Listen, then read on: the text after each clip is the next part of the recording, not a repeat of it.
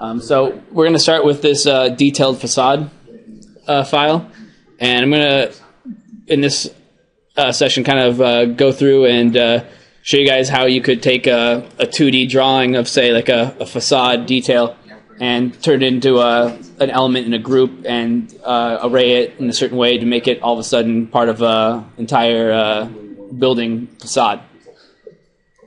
So if you take a look at the way the file is set up right now, this is just an actual detailed drawing of a facade, which is probably too detailed for us to model. So if you turn on the 2D draw layers over here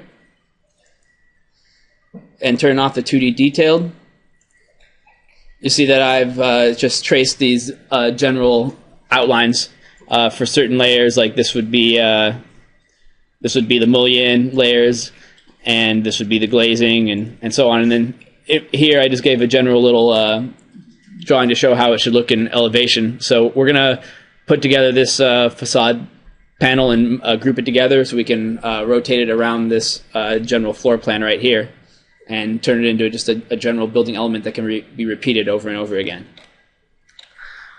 So. It's a good question. Like for that detail, is that like sort of from the DWG? Yeah. Oh, so that came in from a DWG, which is just an AutoCAD detail drawing that was just in 2D, like of a certain facade detail. Okay. Now we're going to sort of and yeah, so you can always import it, and then you can and so once because it had so much detail, it became a little bit too detailed to model, and it wouldn't be necessary. So I just traced the outline, the general outlines, and turned it into something like this, so we can actually make a facade that won't crash your computer. Is that a good general workflow? If you have sort of a detailed drawing to kind of bring it in to kind of simplify it. Yeah, or maybe usually you wouldn't have such a detailed drawing to start off with. Maybe you'd create a detailed drawing from this general model that you would make. Okay, go the other way. Yeah, so like one way or the other, it's just to show you how you could do that if you did have maybe like a consultant who gave you a detailed drawing of a typical kind of facade that they want to do. Then you could take it generally and put it up and see what it would look like in 3D if it was actually used on a whole building. So. I'm trying to establish the context of what's good to model in Rhino in 3D versus... Yeah, and I mean, you could detail that in that much detail. I mean, it just that don't think it's necessary for this class. So let's first start off, and we're going to go into perspective mode, or in the perspective view, I mean.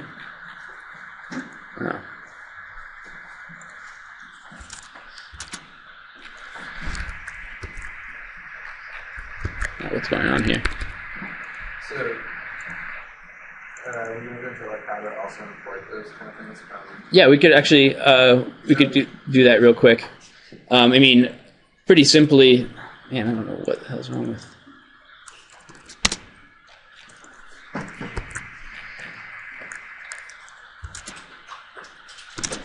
There we go. So pretty much the simplest way to do that is, let's say you have a DWG file. Let's see if I have it on here, actually. If I've saved it.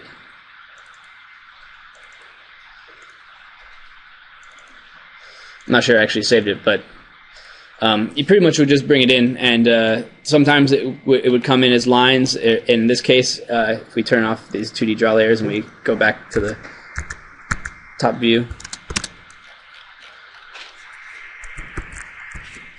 Why has it disappeared? Whoops.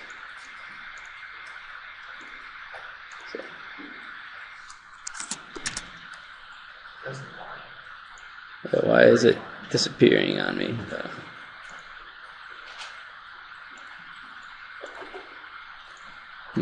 I don't know why it all of a sudden just disappeared. Oh, there we go.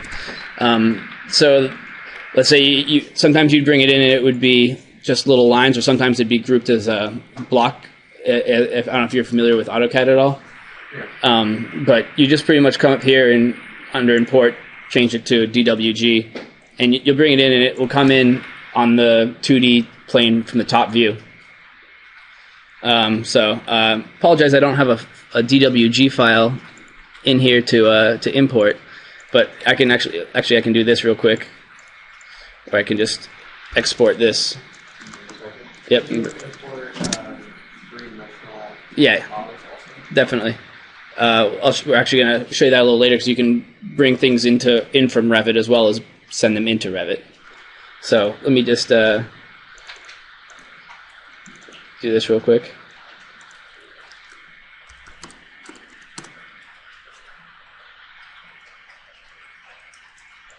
And when you export an AutoCAD file for lines, we're going to go into this more later when we get into exporting and importing.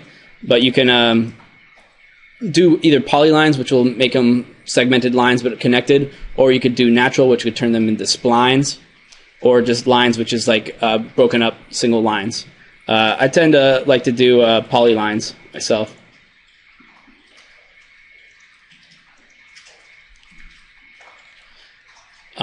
So now let's just try again. We're going to import it.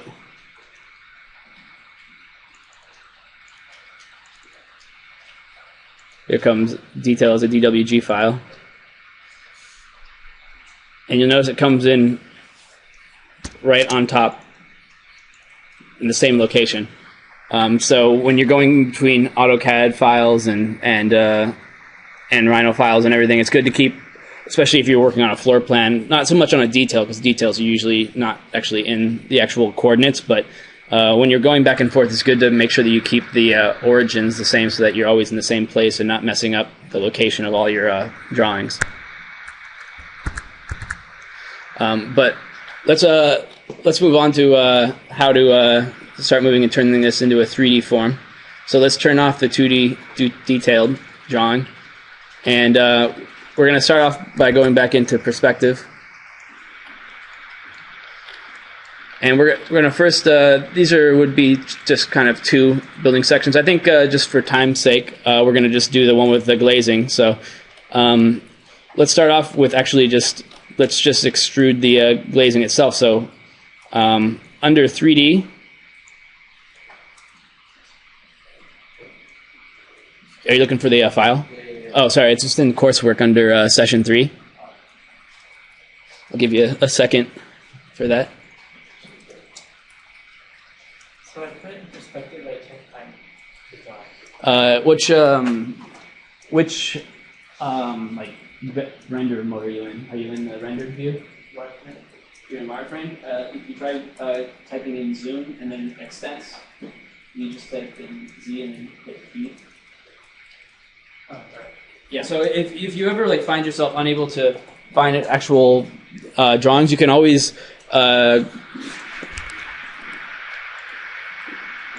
zoom out, or let's say you're some way over here and you didn't know where it was.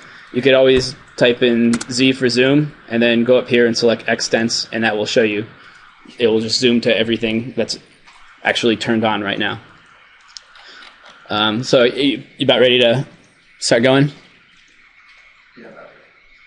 All right, cool. Well, we're going to expand this 3D section. So you see here we have the layers for all of the 3D elements that we're going to make. So let's start off with the glazing. And select the blue curve, which is also going to be glazing if you look up here, the 2D glass. And it says that the glazing should be 8 feet tall. So let's extrude that. Make sure it doesn't say both sides like mine. Extrude that 8 feet. And why not? We're just going to cap it so everything is solids. So there's our glazing, and it says that it's the sill is 3.5 feet high. So let's click move and then hit this vertical and move that 3.5.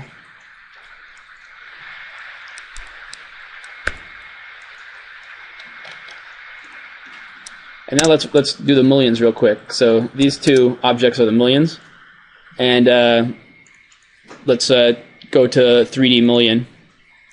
Is everything working all right for you? No, I was trying. I was in perspective. I got to the point where it was all like great and stuff. Have you managed to find the lines? We got the model file open to go there and find the top piece. So it's You should try the layers. Just right over there, just click on that and now type in Z. Yeah, Z. Zoom and then extends.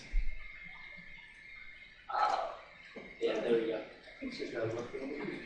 So now, yeah, you can do this in shaded view, render, whichever view you want. I just do shaded so it's easier to tell what I've actually just made. Yeah,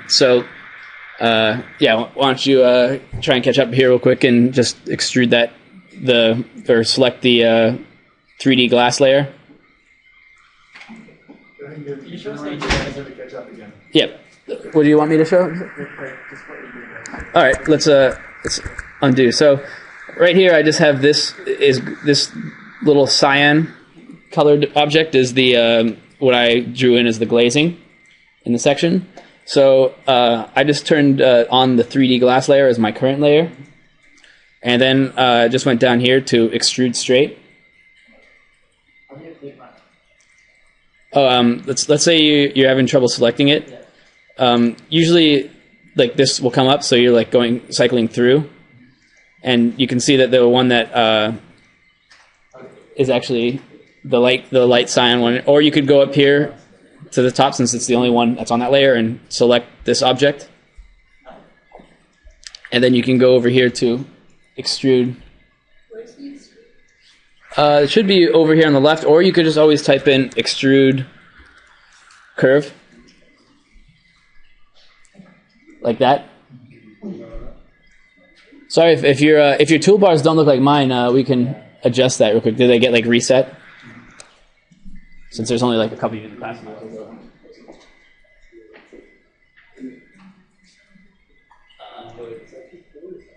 I'm just gonna, since they're all missing, I'm just gonna type in everything. Yeah, I set it up. I don't know why they're not saved. I don't know. It should be, the toolbar should be saved. It's strange, but I'll have to go in there. Maybe I'll change them after this class. But yeah, I'll just do, instead of using buttons, since the toolbars don't all seem to be adding up on everyone's machines, I'll just always do type in the commands at this point. So we'll just do an extrude curve once you have that line selected. And according to this drawing, it's 8 feet high for the glazing. So do you want to extrude it straight or extrude it curve? Or does it not matter? Well, extrude curve is the same thing as extrude straight over here. It's, I mean, the term extrude curve is like used to actually determine what you're extruding from, whereas straight is just the direction. So straight would be like the default. How confusing. Okay, no, yeah. One's the object and one's the action. Okay. Yeah. So, I mean, this. So if you wanted to extrude it along a curve or tapered, you have to add that in. But I guess just extrude straight is the default, so they don't make you type in straight. So we're extruding the curve straight. Yeah. Okay. Exactly. Well, and the curves in Rhino need not be. It just for them in Rhino, curve is a line. It doesn't need to be straight. That's just like the term they use. Any line? Yeah, any line is considered a curve. Like any 2D line is considered a curve. So this is like the term they use, I guess. Is there any reason why, so if we're looking at them, some people's sheet of glass is kind of down on the construction plane, some are floating above it or behind it, and when you extrude you move that. because Yeah. it said on the thing. Yeah, it's the if you take a look at this in plan, yeah, it's 3.5 feet up. So if you type in M and then hit vertical, And we'll shove it up 3.5? yeah, you just click once, and then you can type in 3.5. That was a 4. Well, we're gonna extrude the floor plate down half a foot. Oh. Okay, don't put the distance. So we could just make it, with the floor plate, so we won't have to need to keep redoing it. So. Yeah, 3.5 above. Yeah. Excellent. I think we're mostly with it. All right, sounds good. If anyone else has problems, just let me know. So let's move on to the mullions. We're gonna do the same thing. Once you select these green layers, and go over here and change your current layer to the 3D mullion, over here on the right side. And we're gonna extrude curve again.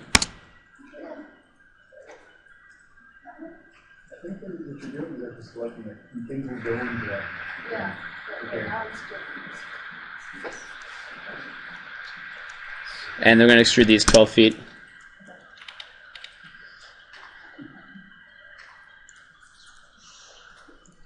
Is it working? The green simoleons.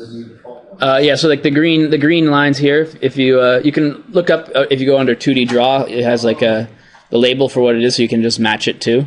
All right. So yeah, you could right click and select all. yeah, you could right click and select all, or you could just select these ones that are actually if you click select all, it will select all of them. We're just trying to do one module right now, but you could always just hit select all, and then hold down Control in order to unselect these other ones. If you want these 2 mullions from the ground plane up to 8 feet. Yeah, well, up to 12 feet. 12 feet. Oh, I see.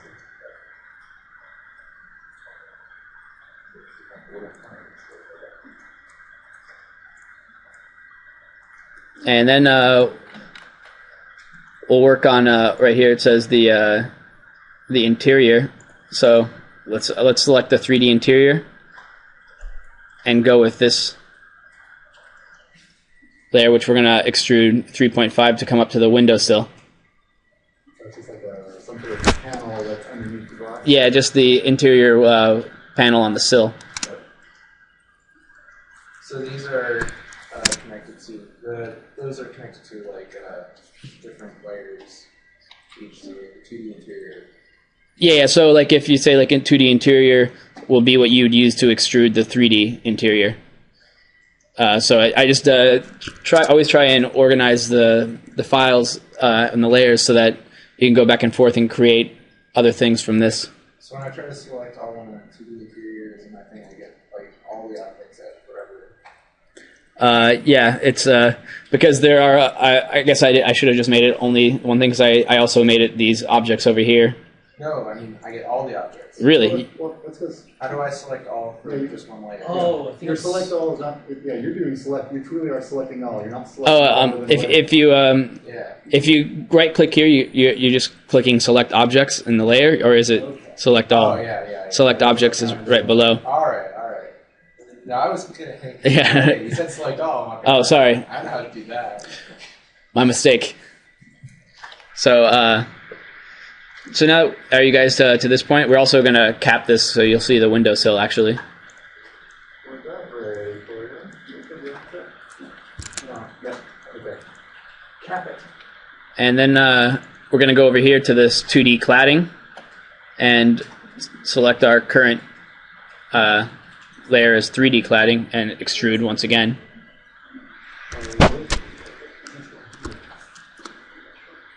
Also 3.5 as well. So which one are we grabbing now? Is The exterior, yeah, the 2D cladding and 3D cladding.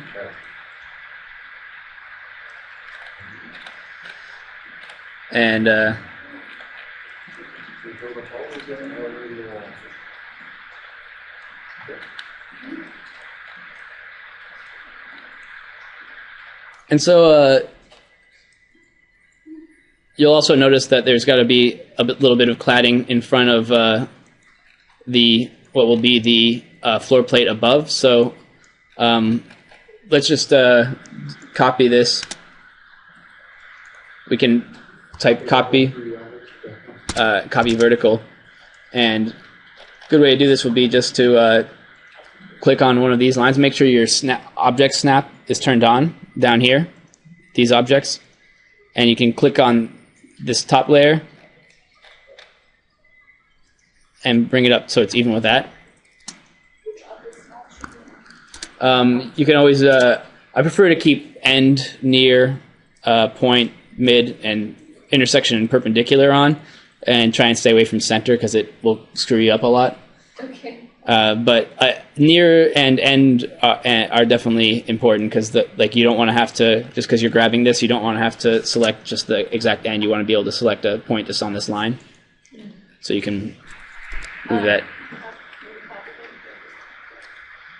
Did you match the hypercolor on the other ones? Oh, sorry, here. I'll let me undo that. So I I cap this, and then I type in copy, and once again hit vertical, and then I select this top level and bring it up so it's even with the top of the mullion.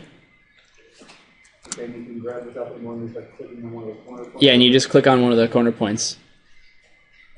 Cool.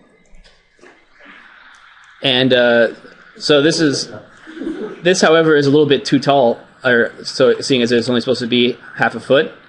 So why don't we try this one command called scale 1D.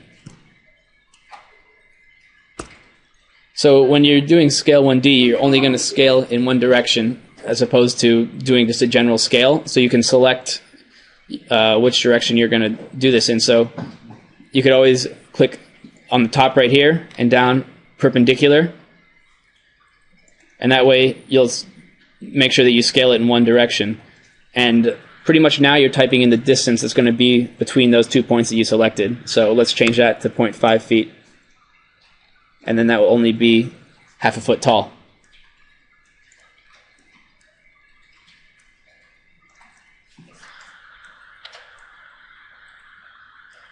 So now we seem to have a pretty good just little module here that's just a kind of quick and dirty module. Let's turn off the 2D for a moment so we can select these all. And we'll just group them together.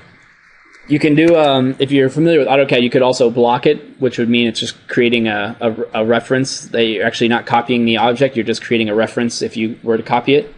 But this is just easier for right now just to group. So grouping, we'll put them all together. It won't change their layer, it won't join them together. It just groups them so that whenever you select them, they're all going to be together. And if you want to be able to go in and edit them afterwards, you can always type in ungroup. And, you can go back in and get each individual object. So, but let's group this together and turn the 2D lines back on.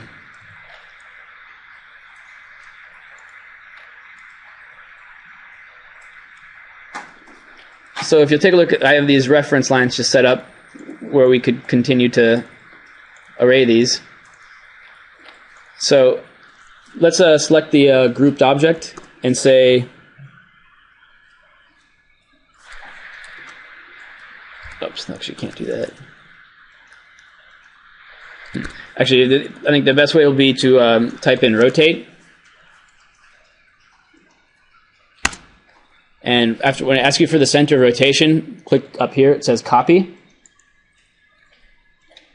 And select the center of rotation, which will be this point, which is right at the 0, 0 mark. And then you can select these other lines as the next reference, and you can pull this along to these other points that we have created. And all of a sudden you have a full wall coming up right there.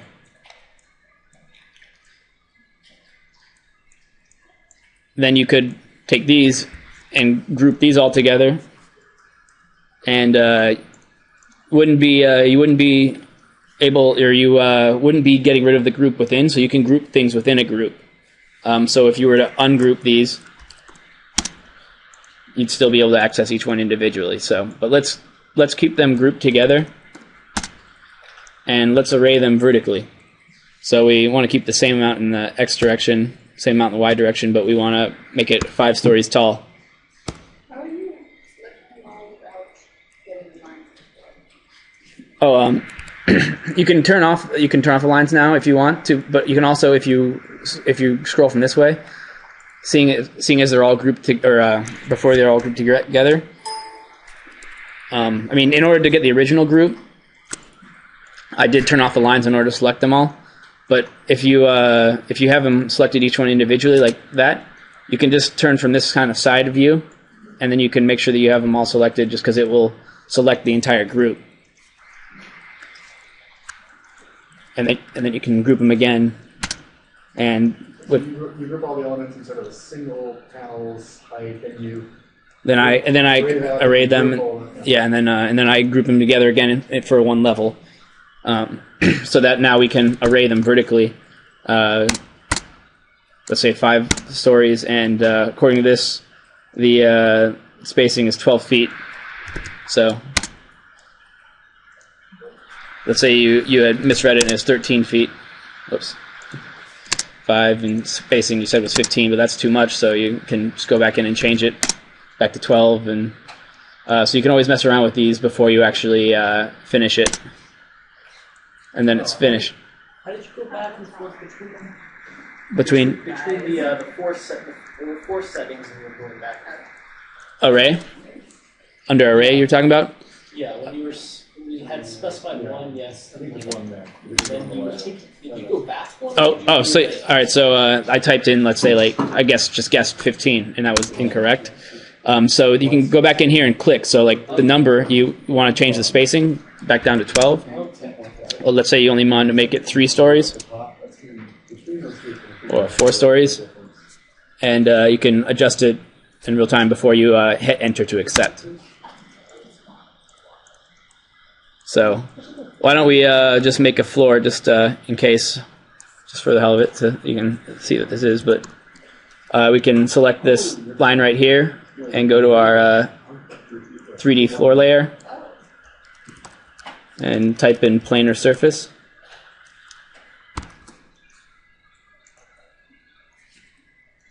And once again, we can go up here to solid and extrude planar surface straight.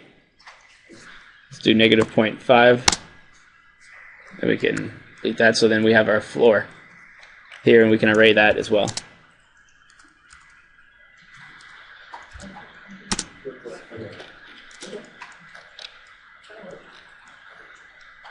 So you have just a general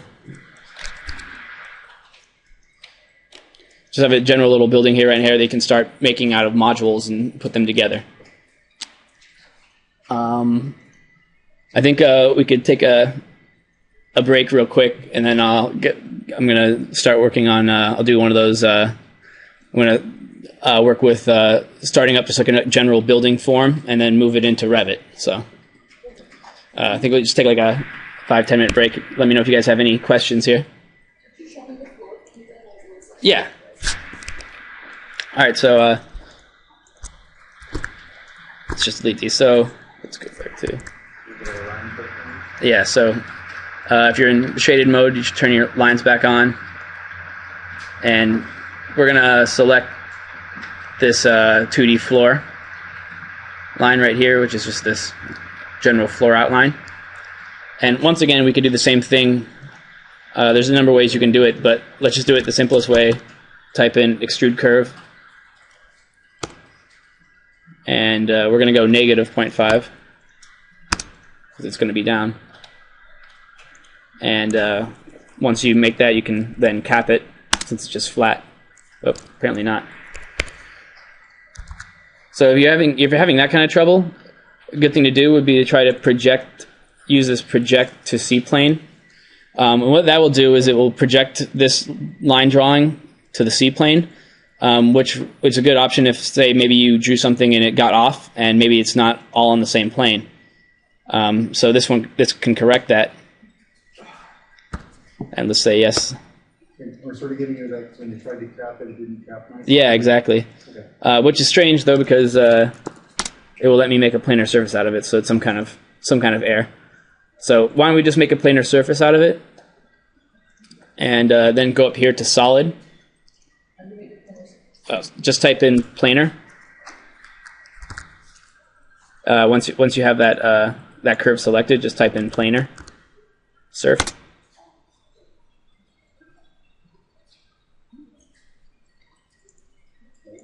And then we can go up here to solid and extrude the surface straight.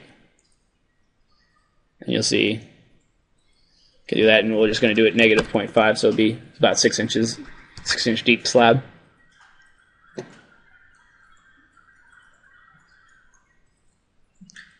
then you can, just like with the building, you can array that, or just like with the facade, you can array that.